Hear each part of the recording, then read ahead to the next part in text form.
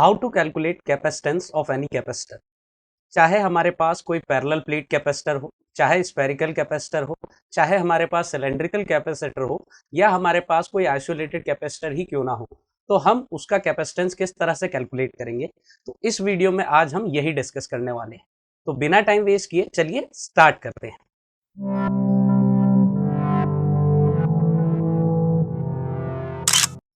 तो आज का जो हमारा टॉपिक होने वाला है वो है कैलकुलेटिंग कैपेसिटेंस ऑफ कैपेसिटर। तो डिफरेंट डिफरेंट टाइप के जो कैपेसिटर होते हैं उनका कैपेसिटेंस किस तरह से कैलकुलेट किया जाएगा, ये इस वीडियो में हम सीखने वाले हैं from the perspective of our competitive exams like NEET और जेई।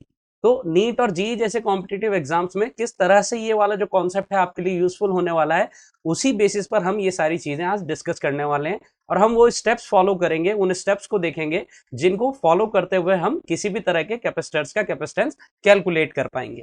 इसके पहले कैपेसिटर के बारे में एक वीडियो हमने पहले बनाई हुई है। उस वीडियो में हमने बेसिक जो है कैपेसिटर का वो डिस्कस किया था, किस तरह से कैपेसिटर हम डिफाइन करते हैं इन एग्जाम्स के पर्सपेक्टिव से, किस तरह से वहां पर प्रिंसिपल ऑफ कैपेसिटर डिफाइन होता है, क्या होता है प्रिंसिपल ऑफ कैपेसिटर वो हमने डिफाइन किया, कैपेसिटेंस क्या होता है उसको हमने डिटेल में डिस्कस किया। तो ये सारी चीजें हम ऑलरेडी डिस्कस कर चुके हैं इससे प्रीवियस वीडियो में। तो आप एक बार उस वीडियो से जरूर गो थ्रू हो, उसके बाद ये वाला जो वीडियो है आपके लिए बड़ा यूजफुल होने वाला है।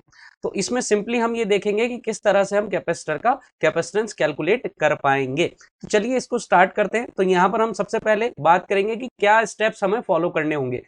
तो ये स्टेप्स असल में क्या है कि एक मोटा आइडिया लेने के लिए हमने यहाँ पर ये स्टेप्स की फॉर्म में इसे लिखा हुआ है। तो यहाँ पर क्या किया जाता है, सबसे पहले हम क्या करते हैं कि जो भी हमारा कैपेसिटर है या कोई आइसोलेटेड कंडक्टर है, तो उसे हम क्या करते हैं, एक चार्ज क्यू सप्लाई करते हैं। हम अज्यूम कर लेते हैं कि उस पर चार्ज क्या है, क्यू है।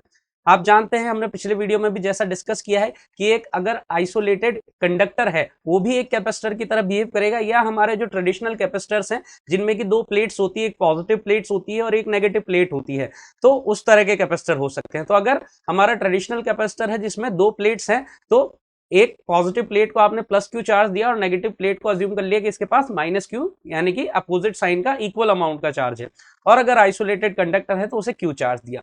नेक्स्ट स्टेप में हम यहाँ पर क्या करते हैं, हम क्या करते हैं कि हमारा जो कैपेसिटर है उसका पोटेंशियल कैलकुलेट करते हैं। और जैसा मैं आपको ऑलरेडी बता चुका हूँ पिछले वीडियो में, मैं जिसका बार बार रेफरेंस दे रहा हूँ, तो उस वीडियो में हमने डिस्कस किया था कि अगर हमारे पास कोई कैपेसिटर है जिसमें दो प्लेट्स हैं, पॉजिटिव प्लेट और नेगेटिव प्लेट, तो जो पोटेंशियल होगा कैपेसिटर का वो किस तरह से डिफाइन है, पॉजिटिव और नेगेटिव प्लेट के बीच का जो पोटेंशियल डिफरेंस है that is called the potential of capacitor. तो इस तरीके से पोटेंशियल डिफाइन है। और अगर सिंगल कंडक्टर है, आइसोलेटेड कंडक्टर है, तो उस कंडक्टर का जो पोटेंशियल होगा वही उस कैपेसिटर का पोटेंशियल होगा, क्योंकि हम अज्यूम कर लेते हैं कि उसका जो नेगेटिव प्लेट है वो इनफाइनाइट पर है और इनफाइनाइट पर पोटेंशियल जीरो होता है, इसलिए पोटेंशियल डिफरेंस भी वही होगा जो उस आइसोलेटेड कंडक्टर का पोटेंशियल है। तो ये बात है। फिर इसके बाद जो रिलेशन हमने पिछले वीडियो में भी देखा था, Q is equal to C V, जहां Q चार्ज है कैपेसिटर का, V पोटेंशियल है कैपेसिटर का और C कैपेसिटेंस है। तो यहां से चार्ज हमने दिया था Q, V पोटेंशियल हम कैलकुलेट कर चुके, और चाहिए हमें C, तो C is equal to Q bye V हो जाएगा, सिंपल। तो इस तरीके से हम कैपेसिटर का कैपेसिटेंस कैलकुलेट कर पाएंगे। तो ये एक बेसिक स्ट्रक्चर हमने देख लिया कि इन स्टेप्स को, इन इन फुटमार्क्स को हमें फॉलो करना है किसी भी कैपेसिटर का कैपेसिटेंस कैलकुलेट करने के लिए। अब इसे हम अप्लाई करके देखते हैं कि किस तरह से इसे अप्लाई करके हम कैपेसिटर का कैपेसिटेंस कैलकुलेट कर पाएंगे। तो इसके लिए सबसे पहले हम लेते हैं parallel plate capacitor. Parallel plate capacitor का कैपेसिटेंस हम पता करने की कोशिश करते हैं। तो ये जो पैरेलल प्लेट कैपेसिटर हमने लिया है, इस कैपेसिटर में क्या है हमारे पास कि हमारे पास दो प्लेट्स हैं। ये पॉजिटिव प्लेट है, इस पर पॉजिटिव चार्ज है, इस तरीके से पूरा यहाँ पर पॉजिटिव चार्ज डिस्ट्रीब्यूट हमने मान लिया, ठीक है, और इधर नेगेटिव चार्ज है। ये जो प्लेट्स हैं दोनों पैरेलल टू ईच अदर हैं और इनका हमें साइड व्यू देखने को मिल रहा है, इसलिए इस तरह से नजर आ रही हैं। तो अपर प्लेट को हमने जो है प्लस क्यू चार्ज दिया है, ये प्लस क्यू चार्ज पूरा डिस्ट्रीब्यूटेड है, और इसके पास माइनस क्यू चार्ज है, उसके पैरेलल वाले प्लेट की सरफेस पर पूरा डिस्ट्रीब्यूटेड है, ये चार्ज इस तरह से डिस्ट्रीब्यूटेड है। अब मान लिया कि यहाँ पर जो प्लेट है उसका जो सरफेस एरिया है, लेट से वो कैपिटल ए है, तो सरफेस एरिया कैपिटल ए, और सरफेस एरिया पर चार्ज कितना डिस्ट्रीब्यूटेड है, क्यों, तो यहां पर सरफेस चार्ज डेंसिटी की अगर मैं बात करूं, सरफेस चार्ज डेंसिटी जिसे सिग्मा से मैं रिप्रेजेंट करूंगा तो charge per unit surface area that is Q by A, तो ये सरफेस चार्ज डेंसिटी हो गया। अब यहां पर पहला स्टेप कंप्लीट, दूसरा स्टेप मुझे पोटेंशियल कैलकुलेट करना है। अब ये चीज आप देखिए कि यहां पर जब हम पोटेंशियल कैलकुलेट करने की बात करते हैं तो पोटेंशियल हम किस तरह से कैलकुलेट कर सकते हैं, हमें दोनों प्लेट्स के बीच का पोटेंशियल डिफरेंस कैलकुलेट करना है। हमें कैलकुलेट करना है पोटेंशियल डिफरेंस, पॉजिटिव प्लेट का पोटेंशियल माइनस नेगेटिव प्लेट का पोटेंशियल, और इसे हम कैसे कैलकुलेट कर सकते हैं, integration E dot D R. E क्या हो गया, इलेक्ट्रिक फील्ड हो गया बिटवीन द प्लेट्स, और पॉजिटिव प्लेट से नेगेटिव प्लेट तक के बीच हम इसको इंटीग्रेट करेंगे तो हमें क्या मिलेगा, वो पोटेंशियल डिफरेंस, और यही हमारा पोटेंशियल होगा किसका, कैपेसिटर का। तो ये तरीका होता है, तो यही हम यहाँ फॉलो करने वाले हैं। तो यहाँ सबसे पहले हम इलेक्ट्रिक फील्ड कैलकुलेट करेंगे। अब to calculate the electric field यहाँ पर हम क्या फॉलो करेंगे, गॉस लॉ। तो गॉसियन सरफेस हमें अज्यूम करना होगा सबसे पहले, तो हमने यहाँ पर ये गॉसियन सरफेस अज्यूम किया, ये हमने एक गॉसियन सरफेस अज्यूम कर लिया। और इस गॉसियन सरफेस को अज्यूम करने के बाद हमने यहाँ पर मान लिया कि ये वाला जो एरिया है, ये जो एरिया है जो मैंने शेडेड एरिया किया है यहाँ पर, this portion, this area we are talking about this area. तो ये वाला जो एरिया है क्या है, ये सिलेंडर है, सिलेंडर का जो बेस है वो सर्कुलर एरिया और टॉप मोस्ट भी सर्कुलर एरिया। तो let's say that area is delta A, तो डेल्टा ए इस एरिया को हमने बोल दिया, ठीक है। अब यहाँ पर क्या है, हमारे पास दो प्लेट्स हैं, आप देखें positive plate negative plate parallel है, तो पॉजिटिव प्लेट से नेगेटिव प्लेट की तरफ क्या होगा, इलेक्ट्रिक फील्ड होगा। तो पॉजिटिव प्लेट से नेगेटिव प्लेट की तरफ हमारा ये इस तरह से कुछ इलेक्ट्रिक फील्ड होगा, ये इलेक्ट्रिक फील्ड।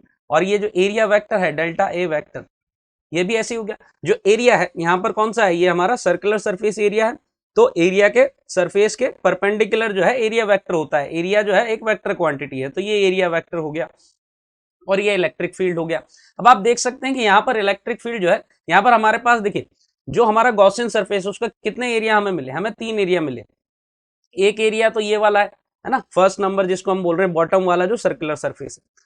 सेकंड ये मैं बोल देता हूँ टॉप मोस्ट वाला जो सर्कुलर सरफेस है, और थर्ड वाला जो है ये कर्व सरफेस है। सिलेंडर में 3 surface area, bottom top curve, ठीक है। अब यहाँ पर जो सबसे पहले वाला जो एरिया है, फर्स्ट वाला एरिया, उसके थ्रू फ्लक्स पास हो रहा है क्योंकि उसके थ्रू इलेक्ट्रिक फील्ड निकल रहे हैं।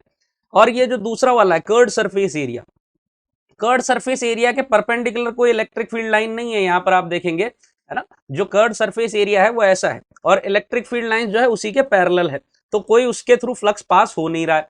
और ये जो दूसरा वाला एरिया है ये क्या है, ये है कंडक्टर के भीतर, कंडक्टर के अंदर, and inside the conductor electric field is zero, तो इलेक्ट्रिक फील्ड जीरो है, इसलिए इसके थ्रू फ्लक्स भी जो होगा वो क्या होगा, जीरो। तो यहां पर अगर मैं टोटल फ्लक्स की बात कर लेता हूं, टोटल फ्लक्स फाई, तो फाई जो आएगा वो आएगा आपका phi 1 plus phi 2 plus phi 3, तीनों एरिया के थ्रू जो फ्लक्स होगा, और सेकंड के थ्रू भी जीरो है, थर्ड के थ्रू भी जीरो है, और फर्स्ट वाले के थ्रू निकालना है। अब फर्स्ट वाले के थ्रू फ्लक्स देखेंगे तो electric field through out this area, जो बेस का एरिया डेल्टा है, कांस्टेंट है ई है, और ई और डेल्टा है दोनों एक ही डायरेक्शन में, तो ई डॉट डेल्टा है यानी ई डेल्टा है कॉस जीरो, तो ये सीधा सीधा क्या आ गया, ई इंटू डेल्टा है, ये हो गया। अब गॉस लॉ के अकॉर्डिंग क्या होता है, जो फ्लक्स होता है वो जो एनक्लोज्ड चार्ज है डिवाइडेड बाय एप्सिलॉन नॉट। अब ये एनक्लोज चार्ज कैसे आएगा भाई, तो इसको समझते हैं। देखिए ये मान लिया हमने कि ये हमारे पास एक प्लेन है, ठीक है, ये प्लेन है। अब मैंने एक सिलेंड्रिकल सरफेस लिया है, ये सिलेंड्रिकल सरफेस हमने लिया इस तरीके से, कुछ इस तरीके से, ये हमारा सिलेंड्रिकल सरफेस है, ये आपका प्लेन है, ये सपोज एक पेपर है और ये सिलेंडर है, तो ये सिलेंडर इसको क्रॉस करेगा, ठीक है, और इस पूरे सरफेस पर चार्ज डिस्ट्रीब्यूटेड है। तो इस सिलेंडर ने इस पूरे प्लेन का कितना एरिया जो है अपने अंदर इनक्लोज किया है, अगर ये वाला एरिया डेल्टा ए है तो कितना एरिया इनक्लोज किया है, यही वाला एरिया किया है कि नहीं किया है, इस प्लेन का, इस पेपर का यही वाला एरिया किया है डेल्टा ए, ठीक है, तो डेल्टा ए इसका एनक्लोज किया है। तो इसी तरह से यहां पर भी क्या हुआ है, इसके जो पिछले वाला सिनेरियो है, ठीक है, तो यहां पर कितना चार्ज एनक्लोज होगा, तो सिग्मा इंटू डेल्टा ए, क्योंकि कितना एरिया एनक्लोज्ड है, डेल्टा ए एरिया किसका, सरफेस का, और चार्ज कहाँ है, सरफेस पर है, कितना है, सिग्मा चार्ज डेंसिटी के बराबर पर यूनिट एरिया, तो एरिया को सिग्मा से मल्टीप्लाई किया, तो ये आपका फ्लक्स आ गया, and flux is E delta A, so यहां से E delta A is equal to क्या था हमारा, this E delta A is equal to sigma delta A upon epsilon naught, okay, तो ये delta A to delta A cancel हो गया, E is equal to sigma, अभी sigma क्या था, Q upon A epsilon not, Q charge था, a surface area पर, ई आ गया, अब मुझे क्या चाहिए, पोटेंशियल, तो पोटेंशियल जो है असल में पोटेंशियल डिफरेंस है पॉजिटिव प्लेट और नेगेटिव प्लेट के बीच में, तो इंटीग्रेशन ई डॉट डी, यहां देखें पॉजिटिव और नेगेटिव प्लेट के बीच में इलेक्ट्रिक फील्ड कांस्टेंट है, वेरी नहीं कर रहा, तो सीधा डिस्टेंस से मैं मल्टीप्लाई कर सकता हूं, डिस्टेंस इनके बीच का डी है सपोज, तो ये ई डॉट डी आर कहां से कहां तक, पॉजिटिव प्लेट से नेगेटिव प्लेट तक इंटीग्रेट करना है मुझे, तो असल में ये क्या है मेरे पास, Q अपॉन ए एप्सिलॉन नॉट, ये तो कांस्टेंट है इनटू डी, और मुझे पता है क्या, Q is equal to C V, Q is equal to C V, it mean C is equal to Q by V, तो यहां से मुझे क्या उठाना है बस Q बाई वी, तो ये Q डिवाइडेड बाई V, तो ये क्या आ गया, epsilon naught A divided bye D, तो ये यहां से बेटा क्या आ जाता है हमारा, ये आ जाता है हमारा कैपेसिटेंस किसका, पैरेलल प्लेट कैपेसिटर का, जिसका सरफेस एरिया A है, जिनके दोनों प्लेट्स के बीच सेपरेशन D है, और एप्सिलॉन नॉट वहां पर परमिटिविटी है किसका, वैक्यूम का, अगर कोई मीडियम रहेगा तो यहाँ पर उस मीडियम का परमिटिविटी आ जाएगा, ठीक है, तो ये मीडियम का परमिटिविटी यहाँ पर हो जाता है। खैर, तो ये आपका यहाँ पर पैरेलल प्लेट कैपेसिटर के लिए हमने क्या कैपेसिटेंस कैलकुलेट कर लिया, उन्हीं स्टेप्स को फॉलो करते हुए जो इनिशियली मैंने आपको बताए थे। अब इसको क्या कर सकते हैं, जैसे यहाँ पर मैंने गॉस लॉ का एप्लीकेशन भी आपको बताया, लेकिन कुछ लोगों ने ऑलरेडी अगर पढ़ा हुआ है तो यहाँ पर ये जो पॉजिटिव प्लेट है और ये नेगेटिव प्लेट है, तो पॉजिटिव प्लेट की वजह से electric field E positive, positive से नेगेटिव की तरफ, और नेगेटिव प्लेट की वजह से इलेक्ट्रिक फील्ड जो है towards the negative plate, E negative, तो टोटल यहाँ पर इलेक्ट्रिक फील्ड जो है वो कितना आ गया, E plus plus E minus, दोनों एक ही डायरेक्शन में, और कोई भी प्लेट है, चार्ज प्लेट है जिस पर सरफेस चार्ज डेंसिटी है, उसकी वजह से इलेक्ट्रिक फील्ड क्या होता है, sigma upon 2 epsilon not, sigma upon 2 epsilon naught, और नेगेटिव में भी सेम चार्ज डेंसिटी है सिग्मा, तो सिग्मा अपॉन 2 एप्सिलॉन नॉट, तो ये हो गया सिग्मा अपॉन एप्सिलॉन नॉट, तो जो इलेक्ट्रिक फील्ड आ गया टोटल यहाँ पर बिटवीन द प्लेट्स वो कितना आ गया, यहाँ पर सिग्मा जो है वो कितना था, Q by A epsilon naught, और यहाँ पर अब रही बात V की, तो हम जान रही हैं electric field into separation distance, सीधा कर दिए, तो Q by A epsilon not into distance, और Q is equal to C V, तो C इज इक्वल टू हमारे पास में क्या आ जाएगा, Q bye V, so capacitance is Q bye V which is equal to epsilon naught A divided by D। तो आप देख सकते हैं कि यहाँ से हमने डायरेक्ट भी ये कैलकुलेट कर लिया है, बिकॉज हमको ऑलरेडी पता था कि जो प्लेट है, चार्ज प्लेट है, उसकी वजह से इलेक्ट्रिक फील्ड का वैल्यू क्या होता है, इसीलिए हमने ये डायरेक्ट कैलकुलेट कर पाए, ठीक है, तो ये भी एक तरीका है इसको डायरेक्टली कैलकुलेट करने का।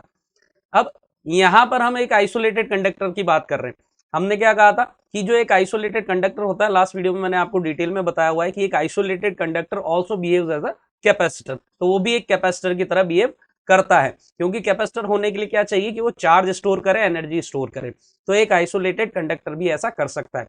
तो यहाँ पर हमने एक आइसोलेटेड स्फेरिकल कंडक्टर लिया हुआ है, लेट्स से इसका रेडियस r है और इसे हमने चार्ज दिया हुआ है यहाँ पर q, जो पहला स्टेप है कि q चार्ज दें, तो पहला स्टेप कंप्लीट। दूसरा, इसका पोटेंशियल निकालने, अब चूंकि दूसरा प्लेट यहाँ पर हम अज्यूम कर रहे हैं कि इनफाइनाइट पर है, तो that has already potential which is equal to 0, तो उसका कैलकुलेट करने की कोई जरूरत नहीं है, we just only need to calculate the potential of this conductor only.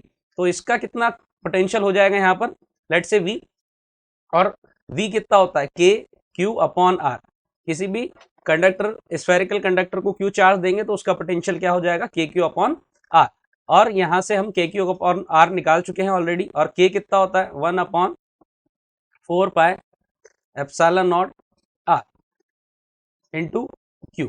Now potential, यहां पर हम पोटेंशियल लिख लिया ऑलरेडी, और हमें क्या चाहिए, c capacitance, q is equal to C V and c is equal to q bye v, so q divided by v, it would be nothing but 4 pi epsilon not into R. तो अगर हमारे पास कोई spherical conductor है isolated तो उसका capacitance क्या होगा 4 pi epsilon not into R. So you can directly remember the formula as well. तो ये हमारे पास इसका कैपेसिटेंस आ गया। तो इस तरह से इसका कैलकुलेट कर लिया। सेम स्टेप्स यहां पर हमने फॉलो किए जो लास्ट केस में हमने किए थे पैरेलल प्लेट कैपेसिटर के केस में।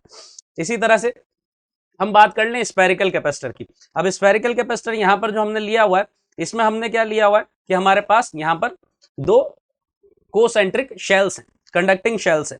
एक का रेडियस है R1 और दूसरे का रेडियस है R2।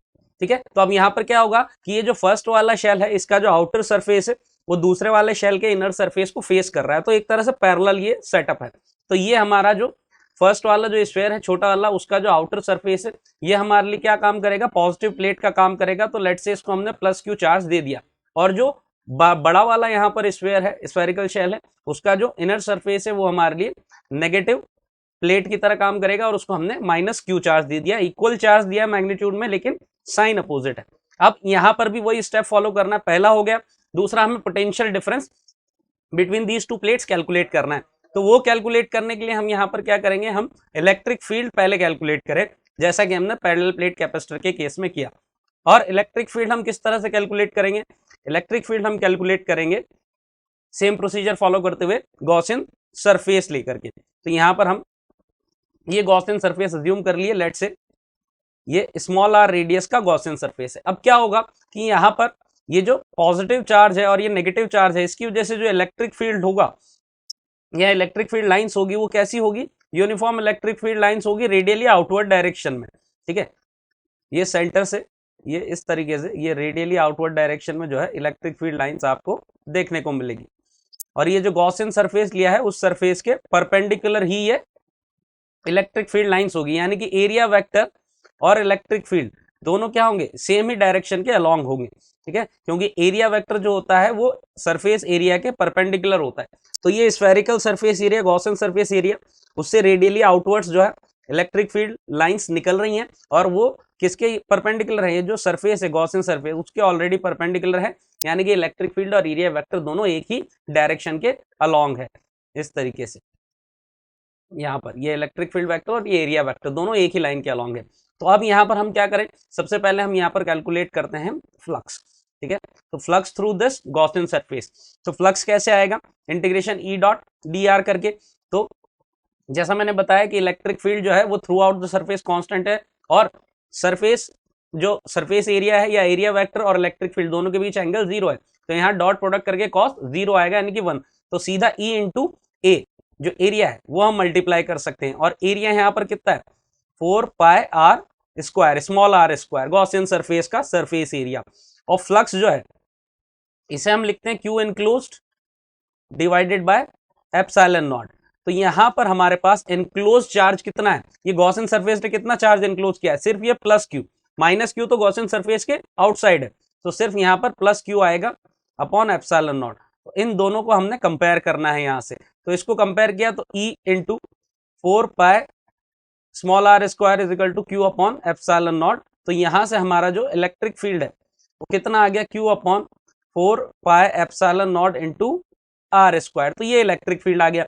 अब इलेक्ट्रिक फील्ड हमारे पास आ चुका है, हमें क्या कैलकुलेट करना है, पोटेंशियल। और पोटेंशियल जो कैपेसिटर का वो कैसे आएगा, potential difference between positive and negative plate. और उसके लिए क्या करना पड़ेगा, integration E dot D are, कहां से कहां तक करेंगे, पॉजिटिव प्लेट से नेगेटिव प्लेट तक, पॉजिटिव प्लेट से नेगेटिव प्लेट तक। और ई कितना हम निकाले, ये हम निकाले अभी Q upon 4 pi epsilon nought R square. तो ये Q upon 4 pi epsilon nought ये सब कांस्टेंट है, 1 अपॉन आर स्क्वायर। और लिमिट पॉजिटिव से यानी कि R1 से R2 तक, क्योंकि R क्या है, R है सेंटर से डिस्टेंस। और सेंटर से डिस्टेंस कैसे देखना है, सेंटर से पहला सरफेस पॉजिटिव सरफेस कहाँ है R1 पर और दूसरा कहाँ है नेगेटिव सरफेस R2 पर। तो R1 से R2 लिमिट लगेगा। तो इसका जब हम इंटीग्रेशन करेंगे यहां से तो हमारे पास क्या आ जाना चाहिए, ये Q upon 4 pi epsilon naught और 1 अपॉन आर स्क्वायर का इंटीग्रेशन माइनस 1 अपॉन आर रहता है। और लिमिट R1 टू R2 यहां पर हम प्लेस करेंगे। तो इसको थोड़ा सा हम सिंप्लीफाई करेंगे तो Q upon 4 pi epsilon not 1 upon R1 minus 1 upon R2 होगा। ये माइनस मैं एडजस्ट कर चुका हूं। ओके, सो ये आ गया यहां से। तो यहां से जो V आ गया वो हमारा कितना आ जाता है, Q upon 4 pi epsilon naught, और ये आ गया R2 minus R1 upon R1 R2, ये है। और हमें चाहिए क्या कैपेसिटेंस के लिए, Q is equal to CV and V is equal to Q by C। तो यहां से Q by C is equal to Q is equal to CV हो गया, और हमें क्या चाहिए, यहां से C चाहिए, C is equal to Q bye V। तो Q ये रहा, V ये रहा, तो यहां से जो C आएगा वो कितना आ जाएगा, 4 pi epsilon not R1 R2 upon R2 minus R1, और R2 यहां पर R1 से बड़ा है, तो ये साइन भी ऑटोमेटिकली यहां पर एडजस्ट हो जाते हैं। तो ये आपका किसका फॉर्मूला आ गया, जो हमारा स्फेरिकल कैपेसिटर होगा, जिसमें कोसेंट्रिक दो शेल्स होंगे, कंडक्टिंग शेल्स होंगे, एक पॉजिटिव प्लेट की तरह बिहेव करेगा और दूसरा नेगेटिव प्लेट की तरह। तो ये उसके कैपेसिटेंस का फॉर्मूला है, ये आप इस तरह से देख सकते हैं। इसको भी डायरेक्ट करने का तरीका है, इसमें अगर आप पोटेंशियल डायरेक्ट निकाल पाए विदाउट इलेक्ट्रिक फील्ड तो it would be much better. कैसे कर सकते हैं हम, ये R1 रेडियस था, ये R2 रेडियस था, ठीक है, और ये यहां पर हमारा प्लस Q इसको दिया, ये माइनस Q इसको दिया। अब मैं क्या कर रहा हूं, यहां पर जो पॉजिटिव प्लेट है उसका पोटेंशियल लिखता हूं। तो पॉजिटिव प्लेट पर पोटेंशियल खुद की वजह से और बाहर वाले की वजह से, तो K Q अपॉन R1 और minus K Q upon R2, ठीक है। माइनस क्यों आया यहाँ पर, क्योंकि ये नेगेटिव चार्ज था इसके पास में, ठीक, तो ये आ गया यहाँ पर। नेगेटिव प्लेट के लिए देखें तो क्या आएगा, के क्यू अपॉन R2, ये पॉजिटिव चार्ज की वजह से आया सेकंड वाली प्लेट पर, और माइनस के क्यू अपॉन R2 ये खुद की वजह से ही आया नेगेटिव वाली प्लेट पर, ठीक है, नेगेटिव चार्ज की वजह से, अपने चार्ज की वजह से खुद ही जो ये सेकंड वाला स्फेरिकल शेल है उस पर, ठीक है। तो यहां से V is equal to V plus minus V minus, तो यहां से अगर हम देखेंगे तो ये दोनों तो आपस में कैंसिल होकर के 0 हो गया, और यहां से क्या हो गया, के क्यू अपॉन R1, या इसको मैं ऐसे लिख दूं, के क्यू यहां से मैं कॉमन ले लेता हूं, के क्यू कॉमन लिया हमने यहां से, 1 upon R1 minus 1 upon R2, और मुझे क्या चाहिए, Q is equal to CV, C is equal to Q by V। तो Q बाई V यहां से लिया तो ये कितना आ जाएगा, यहां से ये K को क्या लिख सकते हैं, 1 अपॉन 4 पाई एप्सिलॉन नॉट, तो यहां से C is equal to 4 pi epsilon not into R1 R2 upon R2 minus R1 as it is, जो पिछले केस में रिजल्ट आया था, यानी कि पिछले तरीके से हमने जो कैलकुलेट किया था गॉस लॉ से, उसी की तरह से ये भी रिजल्ट आया। यहाँ पर हमने डायरेक्ट पोटेंशियल फॉर्मूला यूज कर लिए, क्योंकि हम इलेक्ट्रोस्टैटिक पढ़ते हैं तो वहां पर ऑलरेडी हम लोग डिस्कस करते हैं कि किस तरह से स्फेरिकल शेल का आप क्या कैलकुलेट करें, बेटा पोटेंशियल कैलकुलेट करें।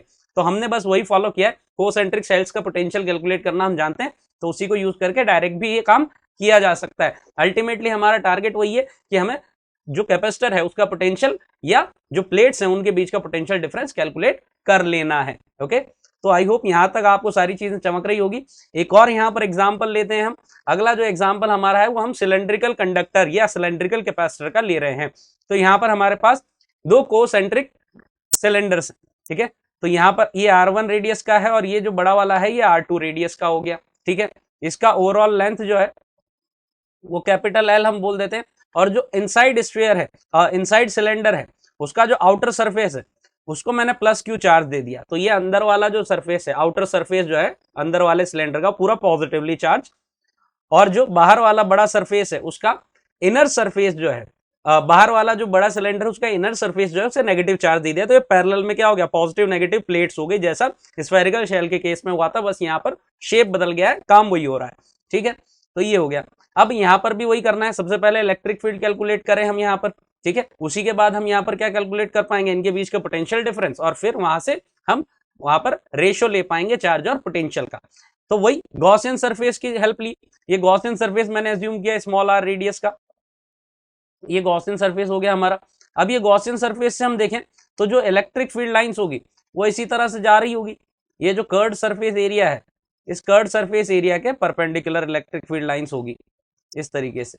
ये वाला जो कर्ड सरफेस एरिया नजर आ रहा है आपको, ये कर्ड सरफेस एरिया है, और उसके परपेंडिकुलर ऐसे चारों तरफ इलेक्ट्रिक फील्ड लाइंस, ठीक है। एक प्लेन में, जो स्फीयर था उसमें तो 3D में था, लेकिन यहाँ पर एक प्लेन में होगा क्योंकि सिलेंड्रिकल शेप है, ठीक है। तो इस तरीके से ऐसे इलेक्ट्रिक फील्ड लाइन जाएगी जो कि इस एरिया के जो कर्ड एरिया है इसके परपेंडिकुलर होगा। जो टॉप और बॉटम का एरिया है उससे कोई इलेक्ट्रिक फील्ड लाइंस पास नहीं होगी, क्योंकि उनके पैरेलल इलेक्ट्रिक फील्ड लाइन होगी, इसलिए उनके थ्रू कोई फ्लक्स यहाँ पर नहीं आएगा। तो अब हमारा काम क्या है, सबसे पहले फ्लक्स कैलकुलेट करना। तो फ्लक्स कैलकुलेट करेंगे, flux integration E dot A. तो जैसे यहां देखा कि इलेक्ट्रिक फील्ड लाइंस और एरिया वेक्टर दोनों एक ही डायरेक्शन के अलोंग है, क्योंकि इलेक्ट्रिक फील्ड लाइंस उस एरिया के परपेंडिकुलर है और एरिया वेक्टर एरिया के परपेंडिकुलर ही होता है। तो सीधा मैं इलेक्ट्रिक फील्ड इंटू एरिया कर देता हूं। तो इलेक्ट्रिक फील्ड ए और एरिया कितना हो गया यहाँ पर, ये जो हमने गॉसियन सरफेस लिया था, लेट से इसका लेंथ जो है स्मॉल एल है, तो 2 पाई आर स्मॉल एल, ये एरिया हो गया फ्लक्स का, ठीक। और ये फ्लक्स जो है ये किस तरह से भी आएगा, charge enclosed upon epsilon not. अब टोटल कितना चार्ज एनक्लोज्ड है, देखिए जो अंदर जो पॉजिटिव वाला जो सिलेंडर है, जिस सरफेस पे पॉजिटिव चार्ज डिस्ट्रीब्यूटेड है, उसका ही इसने चार्ज एनक्लोज किया, नेगेटिव वाला कुछ नहीं किया। और उसका भी कितना पोर्शन किया है, सिर्फ ये वाला जो पोर्शन है, ये वाला जो कर्ड पोर्शन है, कितना एल लेंथ का, ठीक है, एल लेंथ का कर्ड एरिया, किसका, अंदर वाले सिलेंडर का। आप लोग को चमक रहा है कि अंदर वाला जो कर्ड सरफेस है, अंदर वाला जो सिलेंडर है, उसका एल लेंथ जितना एरिया जो है, कर्ड एरिया, वो सारा इसने जो हमारा गॉसियन सरफेस है उसने एनक्लोज किया है। तो उसमें कितना चार्ज है ये निकालना है। तो टोटल एल लेंथ में कितना चार्ज था, प्लस क्यू, ठीक है, ये यहां पर मैं क्यू एनक्लोज निकाल रहा हूं। तो टोटल जो एल लेंथ था उसमें कितना चार्ज था, क्यू, तो कैपिटल क्यू बाय एल, यानी पर यूनिट लेंथ इतना चार्ज था। और कितनी लेंथ तक के लिए किया है हमने, स्मॉल एल लेंथ के लिए। तो यहां पर ये जो आ गया Q by capital L into small l upon epsilon not. तो ये और ये इन दोनों को हम क्या कर देंगे, अभी इक्वेट कर देंगे। तो यहां से E into 2 pi small r L is equal to Q by L small l upon epsilon not. तो Q by L upon epsilon not into small l. तो यहां से E जो आ गया आपका, ये स्मॉल एल कैंसिल कर दिया हमने, तो Q upon capital L epsilon nought 2 pi 1 upon R. तो ये चीज है। अब यहां से हमें क्या करना है, V पोटेंशियल डिफरेंस पॉजिटिव और नेगेटिव के बीच में, तो इंटीग्रेट कर देंगे। अब इंटीग्रेट करेंगे इलेक्ट्रिक फील्ड को, तो Q 2 pi L epsilon nought integration 1 upon R. अब कहां से कहां तक, पॉजिटिव प्लेट से नेगेटिव प्लेट तक लिमिट, यानी कि R1 से R2 तक, और 1 अपॉन आर का integration with respect to R, ये क्या हो जाता है, एल एन आर हो जाएगा यहां से। तो 2 pi L epsilon not L N R, और लिमिट R1 टू R2। तो ये हो गया Q 2 pi epsilon not L, और L N R1 minus L N R2, L N A minus L N B को क्या लिखा जा सकता है, L N A by B. तो ये हो गया यहां से L N R1 divided by R2। तो ये आपका आ गया V। और हमें क्या चाहिए, Q इजिकल टू CV होता है। तो C इजिकल टू हमारे पास में जो Q इजिकल टू CV, तो C is equal to Q by V। तो ये रहा Q, ये V हो गया। तो यहां से जो C आ गया वो कितना आ गया, 2 pi epsilon not L L N R1 upon R2। तो ये हो गया L N R2 upon R1, क्योंकि R2 अपर लिमिट था, R2 अपॉन R1 ये होगा, because ln R2 minus ln R1 होगा, because upper limit is R2, so it would be ln R2 upon R1. So this is the formula for the capacitance. Okay, किसका capacitance निकल गया, ये हमारे पास cylindrical capacitor का। तो यहां पर जैसा कि आपने देखा कि हमने जो है सभी तरह का यहां पर कैपेसिटर कैलकुलेट करने की कोशिश की है। This is not an exhaustive list, कि यहां पर सारे दुनिया के एग्जांपल नहीं आ गए। ये जो बेसिक स्टैंडर्ड होते हैं, कि हमने पैरेलल प्लेट कैपेसिटर यहां पर देख लिया, ठीक है, आइसोलेटेड स्फेरिकल कंडक्टर देख लिया, एक स्फेरिकल कैपेसिटर देख लिया जिसमें 2 प्लेट्स है, एक हमने यहाँ पर जो है अपना सिलेंड्रिकल कंडक्टर या सिलेंड्रिकल कैपेसिटर देख लिया जिसमें 2 प्लेट्स है। तो इस तरीके से हमने जो मोटे मोटे तौर पर ज्यादातर हमारे पास में जो एग्जांपल्स होते हैं प्राइमरी, उनका कैपेसिटेंस निकालना हमने देख लिया है। इसके बाद आप क्या है कि इसमें कुछ ना कुछ वेरिएशंस आ सकते हैं, अलग अलग टाइप के कैपेसिटर्स हो सकते हैं, लेकिन प्रोसीजर यही रहने वाला है कि हमने चार्ज दिया पॉजिटिव प्लेट पर, नेगेटिव प्लेट पर, उनके इलेक्ट्रिक फील्ड निकालना है। अगर डायरेक्टली पता नहीं है तो गॉसियन सरफेस का यूज करके निकाल लिया। उसके बाद दोनों प्लेट्स के बीच का पोटेंशियल डिफरेंस हमने कैलकुलेट किया, और उसके बाद Q is equal to CV apply किया, and that's it, we got the capacitance here. ठीक है, तो इसी तरीके से आपको कैपेसिटेंस यहां पर कैलकुलेट करना है। तो आज के वीडियो में बस हम यहीं तक डिस्कस करते हैं। इसके अलावा जैसा मैंने बताया कि फर्दर भी हम वीडियो लेकर के आते रहेंगे कैपेसिटर के बारे में, आगे हम और वीडियो लेके आएंगे, हम डिस्कस करेंगे इस टॉपिक को आगे और डिटेल में। तो इससे पहले भी हमने जो वीडियो बनाया है उसको आप फॉलो करें, हमारे चैनल को लाइक कर दें, शेयर करें, सब्सक्राइब करें, अपने ज्यादा से ज्यादा दोस्तों तक पहुंचाएं, बाकी स्टूडेंट्स तक पहुंचाएं, ताकि उन्हें भी कोई भी तरह की कॉन्सेप्चुअल अगर क्लियरिटी में प्रॉब्लम आ रही है तो वो ये वीडियो देखें और अपने बेसिक्स और फाउंडेशंस और स्ट्रांग बना पाए। Thank you very much. जय हिंद।